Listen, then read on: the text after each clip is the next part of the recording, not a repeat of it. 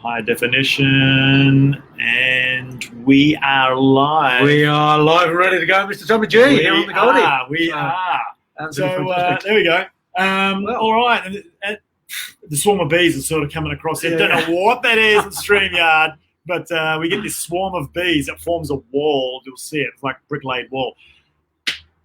Oh, Book launch last week. Man, what a week last week was. Yeah. Friday night was an amazing book launch. Right. You were there, Tommy. It was I a was great there. night. We had some didgeridoo happening. We had some did. people. By yours truly. Yeah, we had some great people The speaking. The food was amazing. Shana rocks for the food. Oh my was God, I had like 2 desserts. I wanted to go back for 3. I know, yeah. Wanted another main course. Like, oh It my was God. great, wasn't it? Yeah. And lots of book signing, lots of fun. Yeah. It was just a wonderful evening. So now, breathing out from the process. Right. Now getting some book sales happening. So if anybody's interested in buying a copy of 2084 for a bit of promotion, go to adrianhanks.com and come and read the synopsis of what the book is about being in a positive future, inspiring future, about changing the paradigm, changing the planet. Changing the planet. Which, of course, is what CAP's all about, Tommy G. It is, but just to add with regards to your book, I mean, I put a little post out there to support, and I got like more comments than I get talking about my stuff, just talking about your book. Of course, it's about me. Of course it is. Jeez. So that's a form of communication then, isn't it? Facebook. It is a form. Wow, and hasn't it become an interesting form of communication lately? Hasn't it just? Right? Yeah, we could get into some controversial stuff right there. There's lots to talk about, isn't there? Yes. Which is a bit of a segue, isn't it, into the topic for the month, for the next 4 weeks. Yes. Which is communication. It is absolutely about communication. Because what a word, communication. Communication. And the breadth that we can take that into. Yeah. There's so many forms of communication in that. Well, in so many different contexts as well, right? Yeah. So different forms and in different contexts, Absolutely. whether it's the business context, Yeah.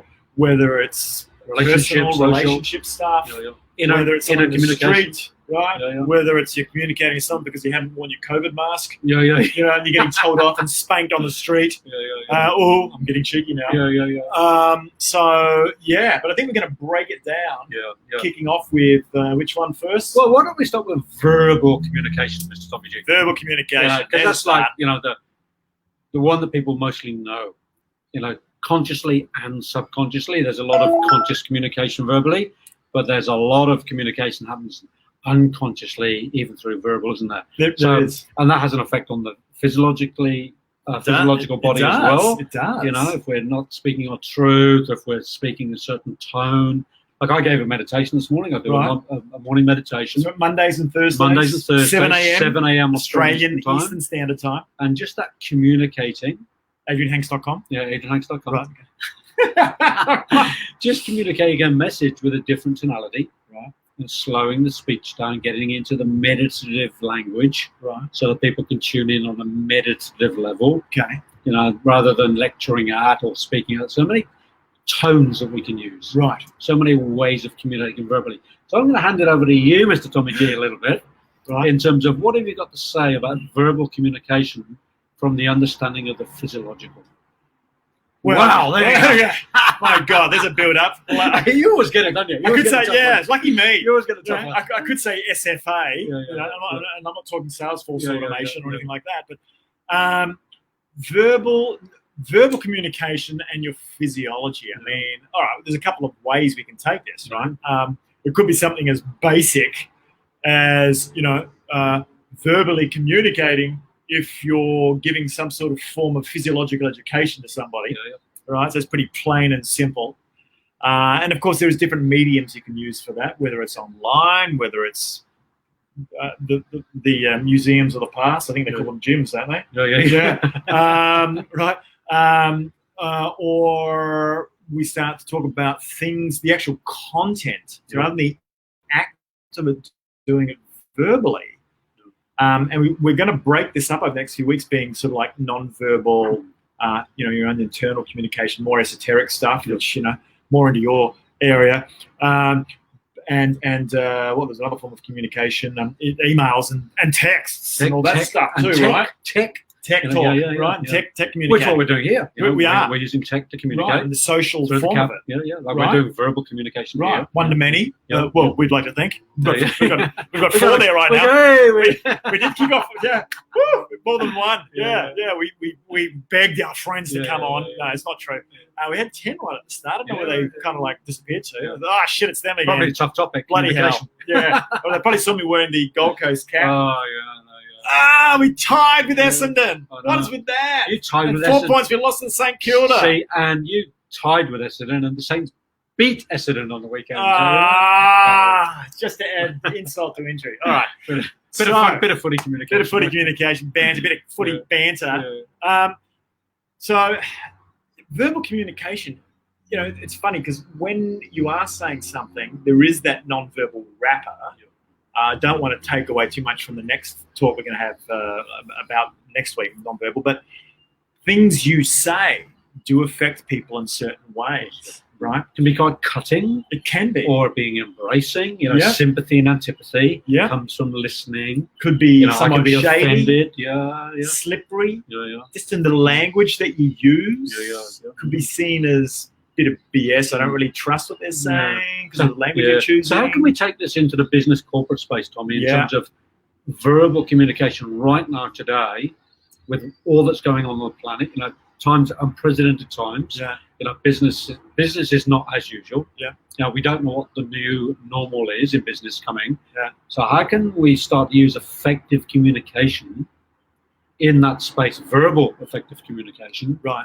and also how to link that in with the physiological as well? Right. You know? Right. So Yep. physiological, business, Yep. and verbal. Yep. What are some of the pointers you would give Yep. to help support businesses now breaking through into that new paradigm Yep. by using maybe a new form of communication verbally? Like, Right. what are the new skills people are going to need, Yeah. from your perspective, to move forward? Okay, so I want to look at this with looking perhaps at a couple of extreme examples. Mm. You know, if you look at and look, this would be quite relevant to the business world as well, but on an even larger scale. You know, when you have let's compare President Trump with President Obama, Yeah. right? Yeah. Two completely different styles. Yeah. One was like an orator, Yeah. and the other one is like your ratbag leader that's super rich, Mr. Tweet. Mr. Maverick Disruptor, Mr. Tweeter. Mr. Tweeter, Yeah. and you even wonder, you know, and you think, is there method in the madness of the language this guy is using? Is he playing the media, right? He's getting to the people. Right, he's getting People are listening. People are listening, and he is creating impact. Yeah. And then you'd have Mr. Smoothie, you know, and you could just listen to this guy talk just because. In fact, you're maybe not even listening a Who's lot of Mr. the time. Smoothie? Mr. Smoothie. Oh, well, not me. No, Not the same, but- Obama. Mr. Smoothie. Obama. I've never heard him called Mr. Smoothie. I don't know. Okay, I'm just Yeah, going yeah. because the guy was so damn smooth. He was so Yeah. articulate. Yeah. He was a statesman, Yeah. and just because of how he could string a sentence together, how he could get people to feel a certain way. Yeah. Now, I'm not saying Trump doesn't get people to feel a certain Yeah. way, but isn't it funny how you can have someone that looked like was convincing and influencing because of the way they could very smoothly string a sentence together. He was an ex-lawyer, Yeah. right? And then you've got the brash, super rich businessman who can be very punchy and he's provoking. Yeah. One's really provoking and the other one's trying to, you know, you would have thought build unity. He's trying to get convinced. He's trying to bring people on board. He's trying to get everybody. But then you can try and get everybody on board but deliver nothing. Yeah.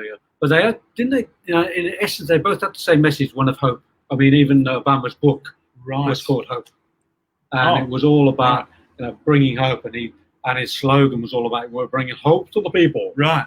You know? Right. And in some way, it's what Trump is doing. He's trying to bring hope and newness to the people as well. So they're both bringing the same message, but delivering it in such a different way. Totally. Yeah. Right. Yeah. And one feels like a punch in the proverbials a lot of the time. Yeah. Yeah, Trump, It's punchy. right? It's punchy, right? Yeah. And the other one's just you just get mesmerized into a trance. Pretty hypnotic It's language. hypnotic. You know, and I got to say, I prefer getting the hypnotic approach just feels better for you, but it for could you, be right. There we go. See, right, not for me. right. But the other one I like and go, you Yeah. know what? He's like the guy's a disruptor. Like, Yeah. so even if you look at this in a corporate context, Yeah. same, where you've got the guy, it's whether you respect them or not. Yeah. And I think it comes down to that. So they can be speaking completely different language, tone. I'll go as far as non-verbal for this because it's about verbal, is the tone. But the words chosen, very different to achieve a same end. And I guess that comes down to style to achieve the same end. But the physiological piece, it feels different. Yeah. Now, if it's hitting you, and you're going, shit, you're going like a bit of these shock punches, which tends to come from Trump. Or you've gone, did he just say that on social media? Right? It's provocative. So the shock factor is going to have an impact on the body? It's going to have an impact on the body because you are biochemical things are going to The kick off. amygdala is going to kick off. The amygdala could grab Fight or some flight, fear, fight or flight. right? And Trump pulls that Yeah. quite often, Yeah. right? Whereas the statesman is going, hey, look, he's more gentle, Yeah. saying, he's garnering support. Whereas perhaps Trump has more of the, as a leader, goes more the impact of fear. Say, well, if we don't do this, this is what's going to happen. Yeah. But then he'll flip over and go, so let's make America great again. I haven't heard that one in a while, actually. Yeah. Let's make America COVID-free again. Maybe you should go in that line. Maybe that's going to be the policy line from now on. Well, I did notice he's not wearing a mask and Biden is wearing a mask. So already, there's a conflict in their approach to where they're going publicly. Yeah, look, maybe because of the environment, like they're getting up to the what do you call it, the console, the podium, Yeah, right? And if someone's within 1.5 meters, then maybe. Yeah, but Trump is pretty clear he's not doing it. He's just not doing it. I love that. I love that about that guy. He's like, hey, I'm not doing the mask. Yeah, that's right. Not doing the mask. I'm going to use detergent to clean myself and I'm COVID-free type of thing. Yeah. There was some elements of truth in what he was saying. But sometimes you wonder whether the guy is accidentally tripping over himself or whether he's just so damn smart that he's putting these little sound bites out there to get through the mainstream on some tough messages that he wants the mainstream to deliver in a package that kind of works. Now, Obama did it the same way, but he went the traditional but super smooth orator route. But the words you choose, getting back to the words, because we're talking a lot there about style, and you start to think about, because they do say, I know, and once again, I'm touching on verbal, that it's supposed to be something like 10% is actually what you're saying and 90% is the non-verbal piece. Totally, But Right? 10%, Yeah, and as I think about this now, I'm thinking a lot of that. Yeah, facial expression, the whole the delivery tonality, package, the tone, the pitch, the volume, the stance, the body language. Right? The pauses, all these pieces. Pause. Pause. And effect. Right. Yeah. So it's hard to tear that away from the content. But let's go to the 10%, the content piece. And we got there. Hey! go, right? We got to the verbal. So that content, verbal content that's coming over, for those that are perhaps a lot more analytical, will probably listen more to the words than being the feely, touchy feeling person that's reading a lot more of the non-verbal stuff. So the content that's coming, if you're going to be focusing on that, you're going to see a lot more impact, hard-hitting stuff from a leader that is like a Trump in an organization. So do you think, Tommy, leading forward for people in business right now who are looking to survive, to take their business into the next paradigm in a new way, is it about then taking some time out to look at how they're communicating right now? And what would be a good way forward for people to do that, to take time out, to analyze and look at and to evaluate the way they're communicating and what possibly might need to change for the individual, for the organization in terms of that communication, that message? So with the current situation in the world, I think what people are going to respond to is being more prescriptive. I think they're looking for leadership, Yeah. and they're saying, "How are you going to get us out of this?" Yeah. Right. So there's different styles of leadership, of course, but right now, the current situation, they're going, "We're in the field of battle right now, and hey, Sarge, and Trump can do the Sarge as well. Get us through it. Get us through it. Yeah. Give us the instruction. Yeah. What do we need to do? And as a leader, what are you going to do?" It's like it's a lot more. Right. Yeah. And because you've got a bit of this amygdala pressure, time, there's lots of changes going on. Everything's unpredictable. Also, give us language that is the future that we can believe in. So prescriptively tell us how we're going to get to the future out of this situation that's been painted up a lot through mainstream media and so on. Sounds like my new novel, 2084. 2084, right? People into that paradigm, into the new utopia. How did you ever sort of organise the COVID for Perfect. that? Oh my God. Yeah, right. Perfect. Okay. Well, actually, the last chapter I wrote was a 2020 COVID-19 chapter. Right. It was the final chapter of the book. Did you write that before COVID happened? No, I wrote that in April. This year. 3 months ago. Right. So it's an extra one you added on because of what was. There we go. Right. Okay. I fit it in because it was the storyline didn't fit unless 2020 was in. Because if we look back from the future in 10 years' time, 20 years' time, 30 years' time, this is such an important part of history that it had to be in the book. I've got other historical moments in there. Yeah. So this was like a no-brainer. This had to go in because people are going to be talking about this for the next 500 years. 500 years. Right. The dare I say the word unprecedented times. Yeah. Right. Well, we talk about 1929. You know, the financial crisis that hit the world. You know, particularly in America. Right. That's still talked about now. That's 100 years ago. Right. You know, it is. Yeah. So this will be spoken about, I think, in the same vein. Pivotal moment for the world. Yeah. But I think it's going to be bigger than anything of the past because this isn't just what World War III involved a number of countries, and so they called it a worldwide World War III, right? World War II, sorry. I thought, what do you know that I don't? I got down the rabbit hole, and you know something. I think World War III, I reckon, became when we had the Twin Towers. I think we had not a World War III in the way we'd seen World War II and One. It became very religiously sensitive, right? And so all of a sudden, nation borders disappeared, but we had these religious borders, and it became very geopolitical, borderless, and very geopolitical as well.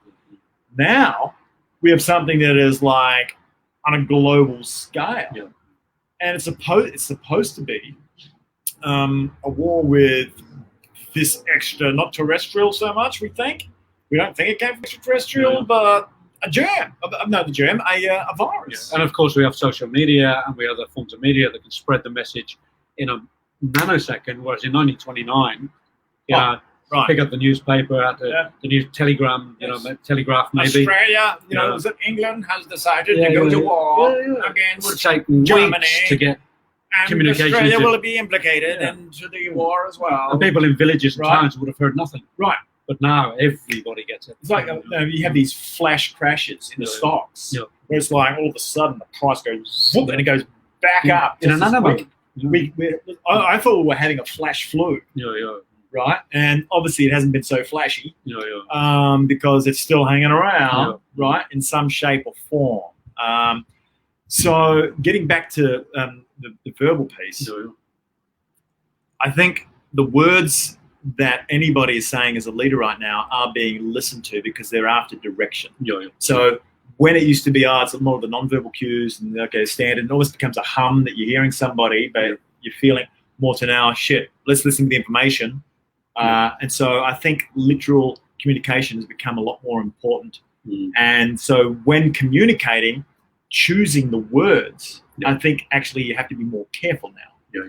And because it's so sensitive, people are looking for direction, that when you use these words physiologically, how's it going to affect them? You're either going to be kicking off fear, or you're going to be kicking off hope, or you're going to be kicking off despair, or you're going to be kicking off, right? And I think the responsibility that in saying what you're saying in content is so much greater now. It has so much more impact on individuals. right? Because fear is, I think, our biggest enemy. Oh, right it's now. huge, yeah. So, Tommy, as a thought leader, as a leader in the coaching field in the business corporate space, what would you say to the people listening in or in that space? They might be holding space for their company, for their business. Either they own it or they're working for a company, but they have a position, but they have to be a leader, but they have to communicate to the customer, to the client, to the staff.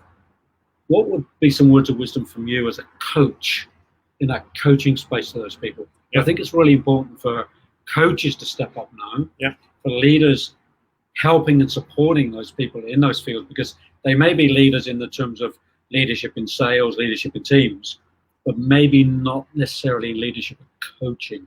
Right. So what are some of your coaching points that you'd like to impart? I think that's really important. Yeah. So for leaders, I think it's becoming now a lot more about listening.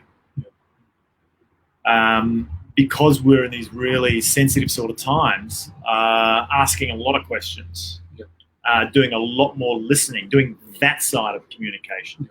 So, if you're going to state, an author in the business world that's highly respected, the number one seller for however many decades, Stephen Covey, seek first to understand and then to be understood.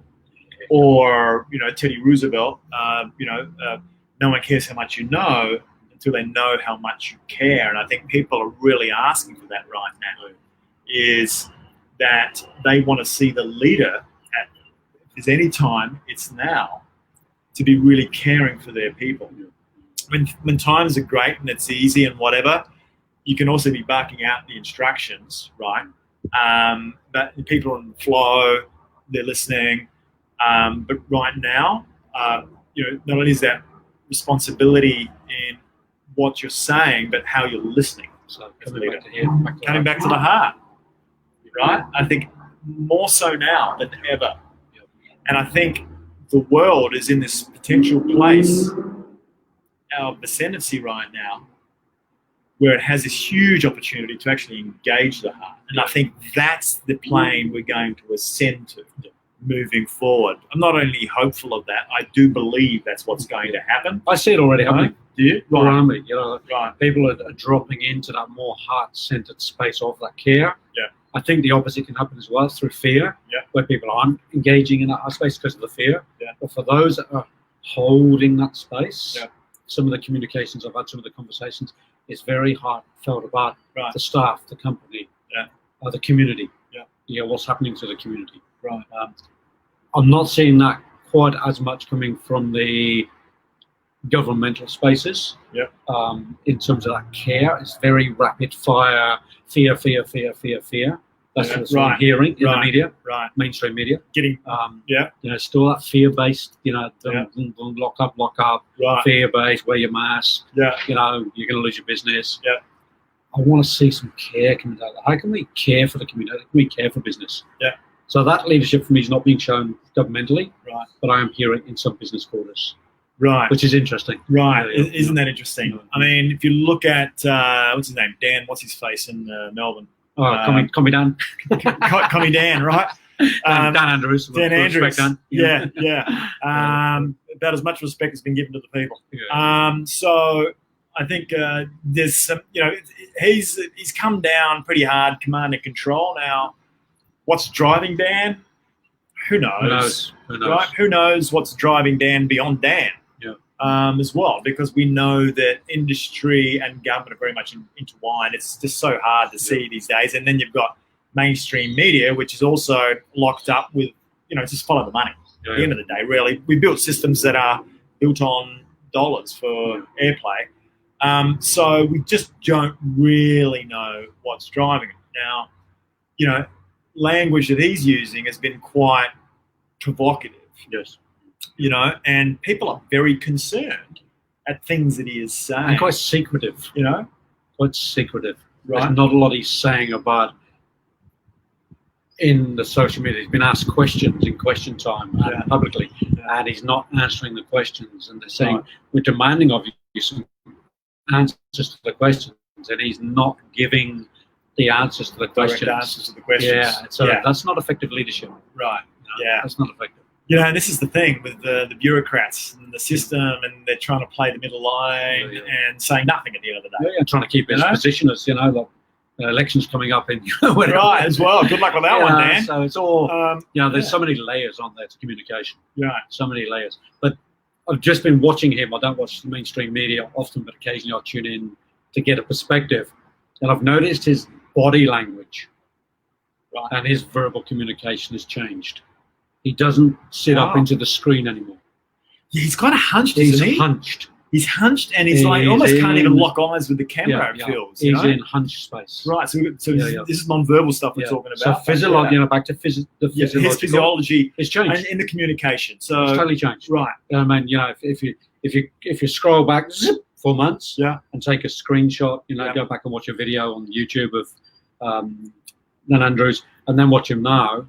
The physiology is just changed. Right. It's totally changed. Yeah. So something has gone into the body. Well, I mean, the guy must be getting hit by, as a human being. I mean, he is now a center point of so much attention, so much responsibility, so much pressure.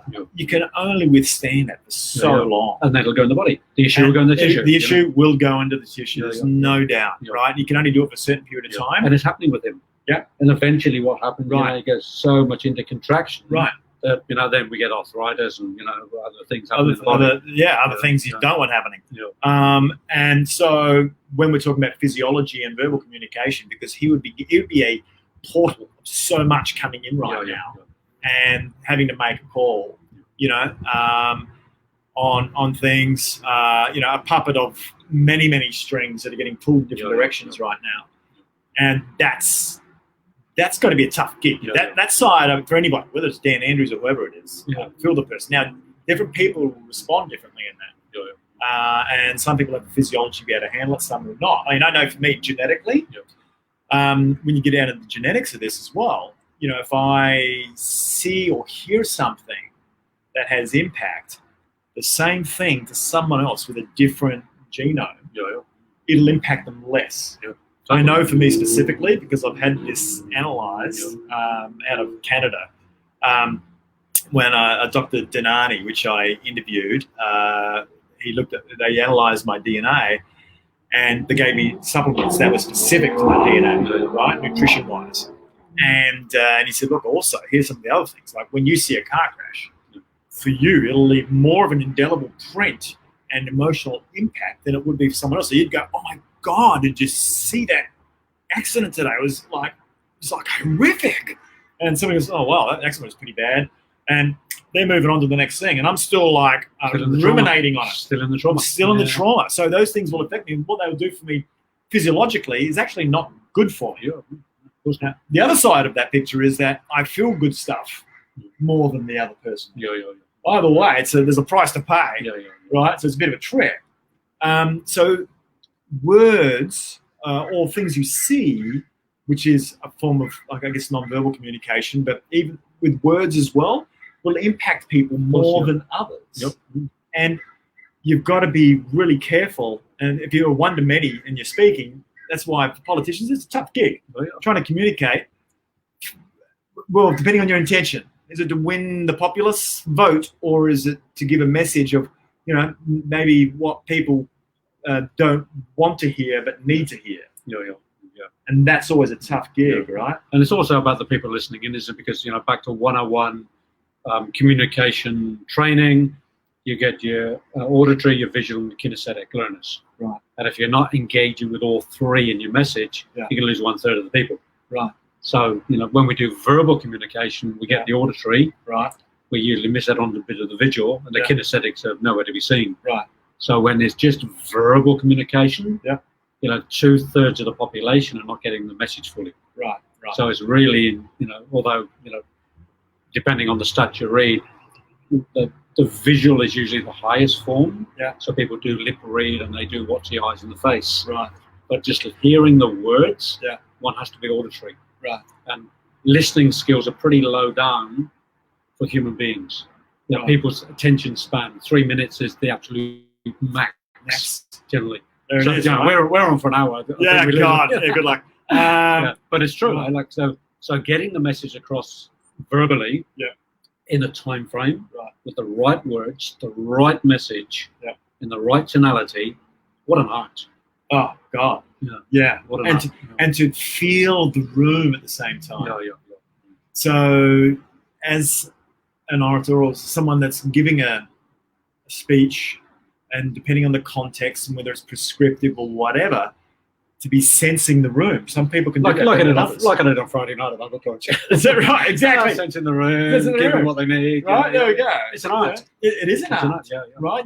You're actually the person that's verbally communicating is at the same time, seek first to understand, then to be understood. At the same time, they're seeking first to understand. They're feeling the room. They're actually watching a lot of non-verbal cues because people aren't talking. They're listening. Yeah, listening. Are they with me? Are they not? Is that a look of like they're pissed off, or is it a look of amazement, or someone may be totally blank-faced, and at the end of it, they've given you the biggest applause. Said, that was fantastic. I couldn't even read that guy or girl. I thought they were like looking at me like I was like speaking shit, French, right, or whatever. And isn't that interesting then? How we perceive, if we're communicating, whether we think we're getting across or not, because then you're adjusting your language and everything according to those signals, because the other part of the communication is receiving information, to try and get the verbiage right as well. So in this current situation we're in, with business, with clients, with customers, with staff, how can we all improve that, Tommy, to take that to that next? We keep talking about this next paradigm, whatever's going to come out of COVID-19. If we don't get into something new, we go back to the old. Right. And we know that wasn't working. Right. Hasn't worked for 40, 50 years. Right. It's it was crumbling at the foundation already. Yep. So we have to create a new foundation. What are some of the key things you would suggest to bring in from a verbal communicative perspective to help to build that so we can step into a new paradigm? There's a question. Yeah, all right. So look, I think this is where interaction becomes really important, that it becomes very two-way, so that, you're communicating verbally and then ask for verbal communication back, and to then reaffirm and to then know and get a feel based on the language that's chosen coming back before you open up to the perspective of non-verbal cues and so on and tonality. Like listening to the language that's being chosen coming back, asking again. So I think that's why, it can be like when you're in a black hole of communication, you don't know whether you're hitting home or not. So getting in and feeling. Bit like interviewing Tommy G. Right? Sometimes I hit the mark and I get an answer, and sometimes I have to ask the question again. It happens. It happens. But that's that's what happens in communication. Right. We can go off on tangents. We get lost. We cannot hear the question properly. We got our own agendas going on. Agenda, got your own frame. Coming from your own context. So keeping it conscious. Wow, what a job. Oh, what a job. Remaining present. Remaining present. Right. So there's the key. There's the key. So maybe if we can lean down that way, Tommy, from how can we help support people to stay more present in that communication going forward now, to create that new paradigm. So I think then, from a two-way point of view, in asking for feedback, you want to, and even though this is a non-verbal thing, you want to be asking for it. You want to learn how they're feeling. Right? Because if there's an overriding or overwhelming emotion that's going on in there, they're not present. Right? So if you're feeling they're with you, and I think that's why a lot of like good communicators and presenters would go, okay, are you with me? Understand? Like, are you getting it? Are you picking up what I'm putting down? Put a Canadianism in it. Whatever your favorite little line is. Are they with me? Are they present? Are they here? And if they're not, then you're going to have to readjust. So ask, right? So ask. That's what it's like. Asking continually. Right. Are you with me? Are you with me? Are you with me? Do you understand what I'm saying? Are we on the same page? Yeah. Are we in the same room? Right. Can anybody give me an example of what I'm saying? Yeah. Right. And not only that, here's where communication starts to become effective too, because you get people involved in the dialogue.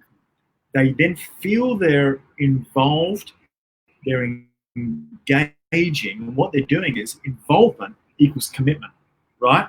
So they're now feeling part of this, and they're starting to own the communication. They're starting to own the vision that the leader may be putting forward. They're buying into it, right? Rather than being talked at. Rather than being talked at, you know, and because that's just going to, people are just going to switch off. They're going to go into their world. They're going to get bored, and that's where if you want to step it up a bit further, edutainment. I mean, maybe what Trump's doing is edutainment. I'm aware of it, maybe. There we go. We try. Or valuetainment is one of the other funky cool words. I think Russell Brand coined that one. I don't know. Maybe he stole it from somewhere else. But when you give it a little bit of a chocolate coating or a nice sugar coated wrapping, put a good cap on it. A good cap on it. There we go. Right. That then people will listen because they want to hear. They're after a bit of a sugar coating, and sometimes that sugar coating can be somewhat dramatic. Trump, for example, right? But they're still addicted to a bit of that. But that keeps people perhaps present and tuned in. Yeah, I suppose that is the thing with Trump, isn't it? It's like, what's he said now? Right. What's he said now? Right. Why did he do that? Why did he say that? Is there a reason behind it? Inquiry is there. Right. The inquiry is there. Yeah. He creates inquiry. Inquiry. There we go. There's his message. He creates inquiry. Yeah. Whereas really Obama probably didn't create inquiry. Right. It was more the orator of, hey, I'm going to lead you down this road. Right. Here's the vision. Yeah, here's the vision. Yeah. This is where we're going. Yeah. I think that's kind of cool when things are kind of going okay.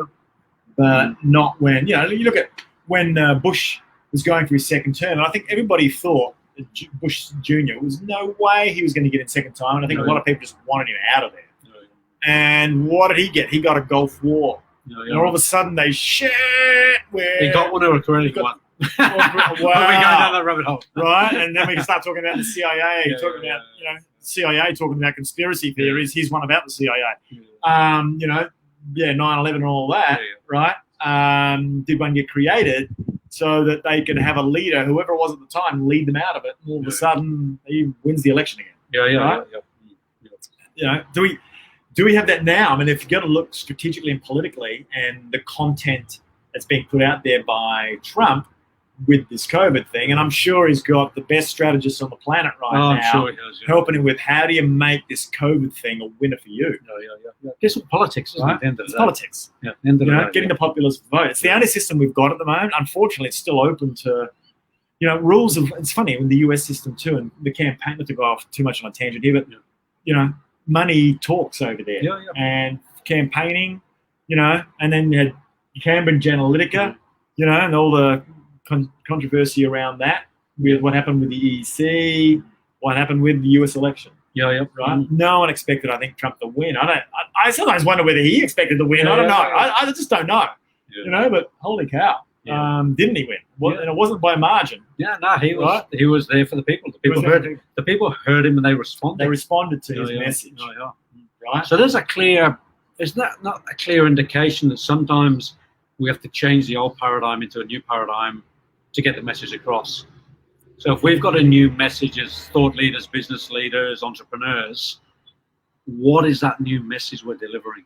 And you've touched on it, Tommy, and give the message that listen to what's coming back. Engaging, the engagement. It is, and I think to lead, you've got to pace in and lead because people want to feel validated. They want to feel validated. And so you've got to go in and listen. So ask the questions. So what you're saying is blah, blah, blah. And they go, yeah, that's what I'm saying. Or no. So, okay, well, help me understand. Well, blah, blah, blah, blah, blah. Oh, okay. So what you're saying is da, da, da, da. And they go, yeah, that's more it. And so then there's this connection that happens. So what do you think some of the big questions are that are going to come out of this change? Wow. What are people asking and wanting leadership in?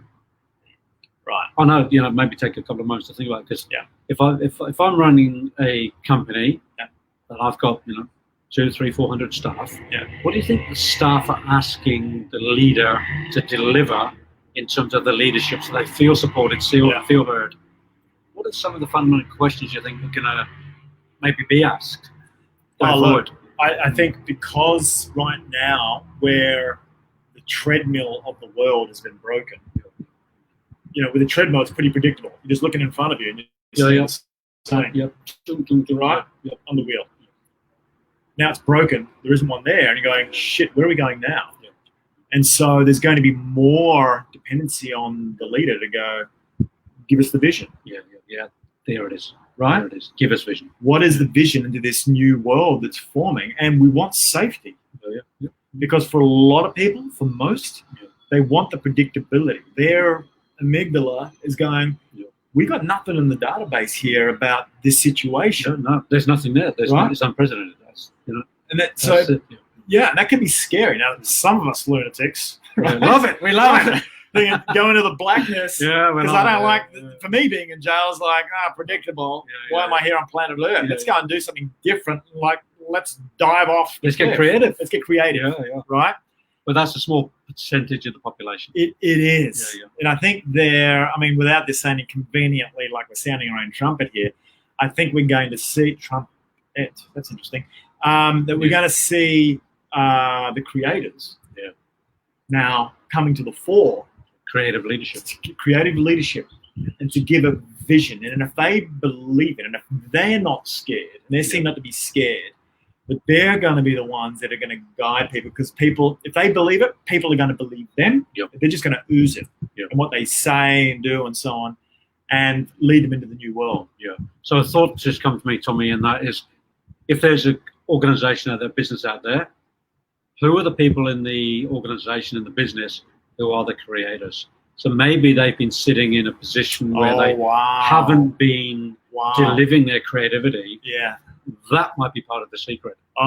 Let's pull out the creators. Right. Let's find a way to pull out the creators, and let's listen to the creators. Let's take some advice from the creators. Yeah. I think what's going to happen is, it's funny, and you've seen examples of this on TV or whatever, where all of a sudden it's like the unsung hero, the one that just comes from nowhere, right? Creator. The creator. That steps up. Right? Oof. That is not scared.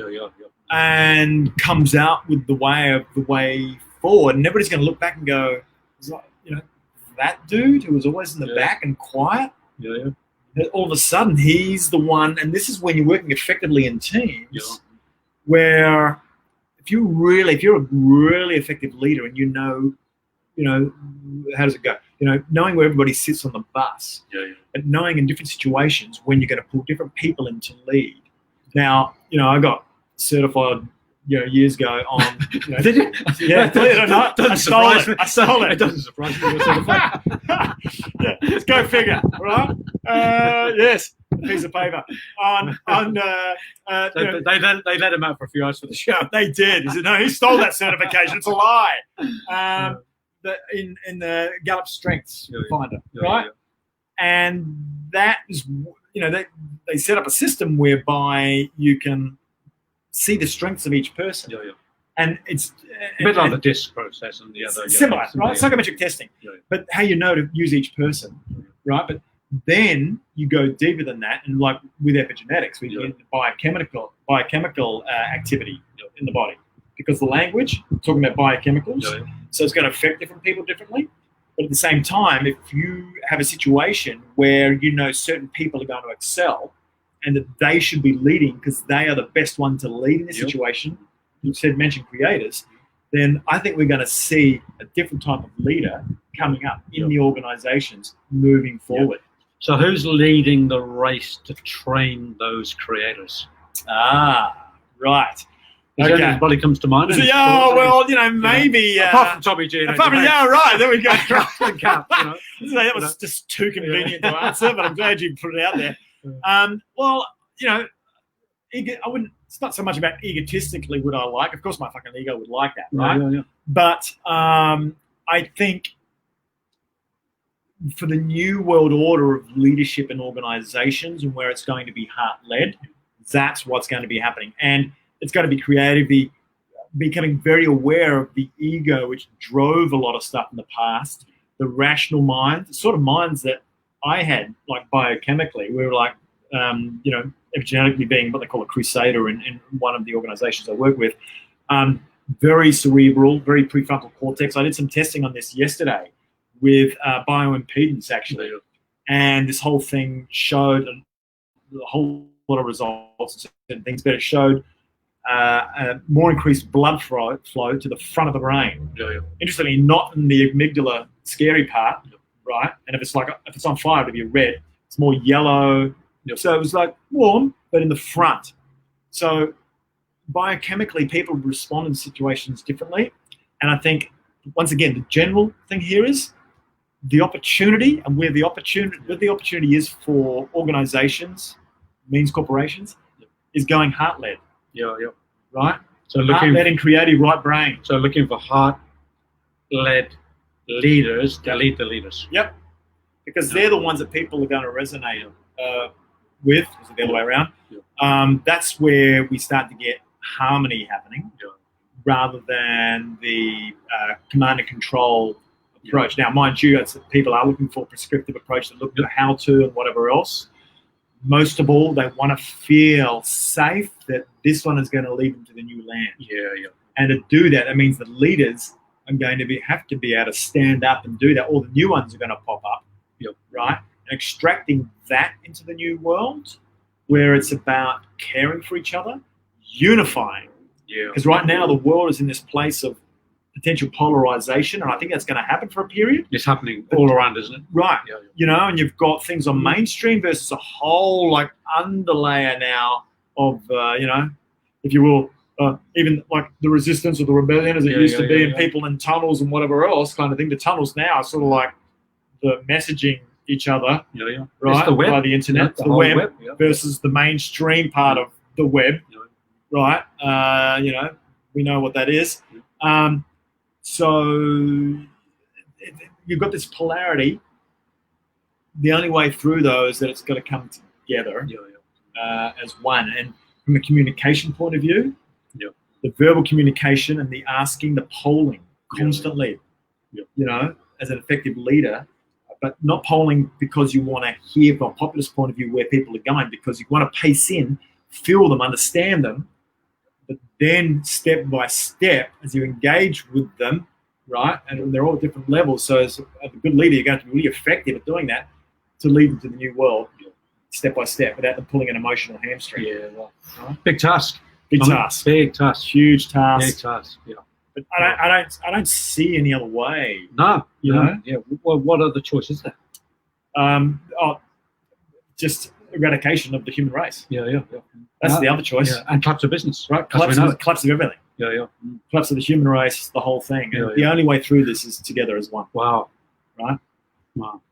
Feeling each other, and that means that ego and that preconceived idea, that old programming conditioning, has to break. Yeah.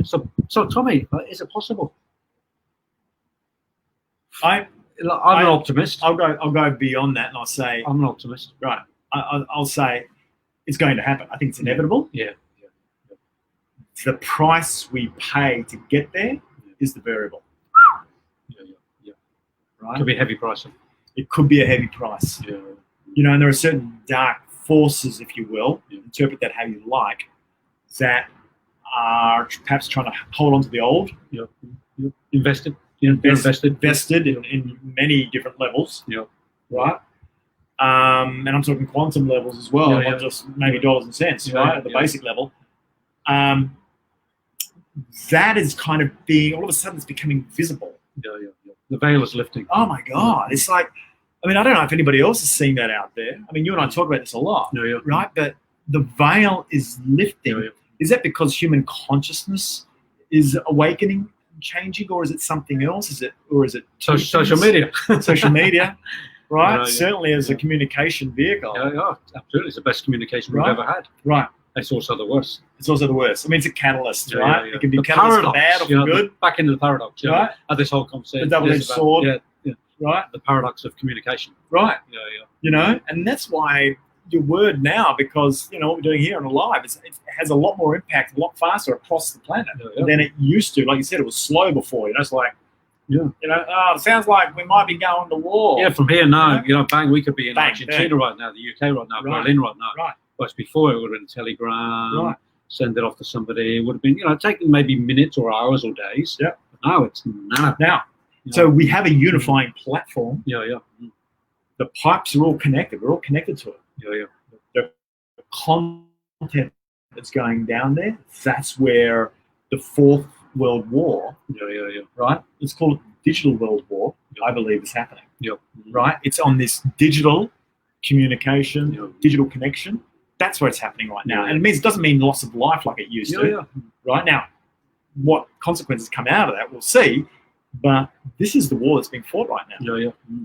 So we need the generals, we need the leaders, we need people to take us forward, Tommy, into that next step post, not even post-COVID, but current COVID.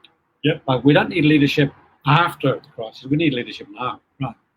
Right. Yeah, and like, where are we finding that now? Yeah, that's the question. Where are company leaders and CEOs and management going to get information, getting support, getting coaching to take them through this? Well, this is it, and this is where I don't know if there's many out there. And so when we talk about unification, then where you've had, coaching is one of the, I think it's the second fastest growing industry on the planet. Yeah, but there's coaching and coaching. There's coaching. But where you have what's happened is we've actually started to see unification in different pockets. And when you're a leader these days, you can't be an effective leader without having your support team in place, right? And you're going to have one that's going to be a mentor, which means they, for one of the better word, coach, let's say, but they coach with content because they're an expert in their field, being a mentor. Whereas a coach will just execute on a process, right? Now, you are a mentor from a spiritual point of view because you've done the yards in that space, right? So coaching, but also mentoring. For me, I've been 28 years, you've been 20, 25 years in that space. I've been 28 years in the corporate world. I know what happens in there, right? And so we've done it around the block a few times in that space. And I think as a leader today, you're going to be looking at, okay, well, who speaks my language and who is it that's speaking the language of the future? And that's where you and I kind of integrate through the brain, where I'm doing the physiological piece on the eat, move, sleep, connecting up through the brain. And then above the brain, you'll have the antennae, perhaps for the emotional, mental, spiritual piece, right, which is where you've played. Which is not the new paradigm. It's where we're heading. It's where we're heading. Yeah. Or heading back to.